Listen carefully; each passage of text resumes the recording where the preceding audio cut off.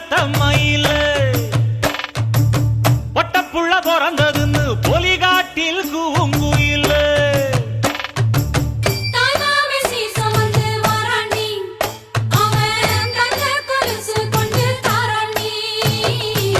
சிறு சுமந்த சாதி சனவே ஆறு கடந்தா